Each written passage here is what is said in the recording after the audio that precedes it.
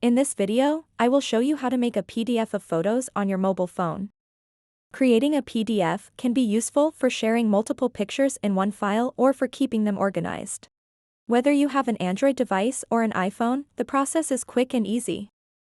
To get started, open up the Google Play Store for Android users or the Apple App Store for iOS users. In the search bar, type Microsoft 365.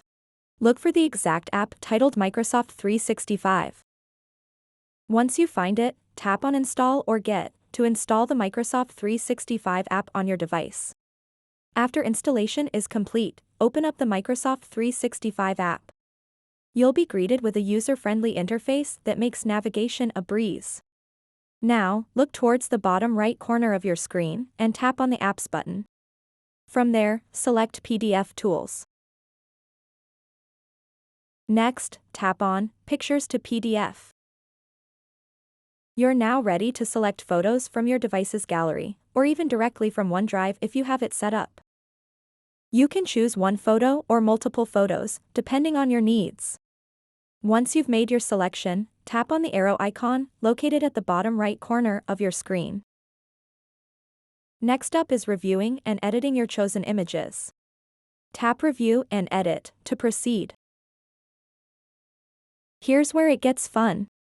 You can perform some basic editing tasks like cropping images, adding text overlays, or applying filters to enhance their appearance. When everything looks perfect, tap Finish. Now it's time to give your newly created PDF a name. Before saving, you'll have options regarding file size, original, medium, or small. Choose what best suits your needs based on quality versus storage space. For this example, let's choose Save to Phone. You can also opt for OneDrive if preferred. After saving successfully, exit out of Microsoft 365 and open up your device's File Manager app. On many devices, like Samsung phones, this is called My Files. Tap on Internal Storage, then find and select Documents. Here you'll see all documents stored locally, including your newly created PDF file. You can now open it directly from here or share it via email or social media platforms. So that wraps up this tutorial. If you have any questions about this whole process, please let me know in the comments section below. And if this video helped you out, please give it a big thumbs up and subscribe to this channel for more tutorial videos like this one.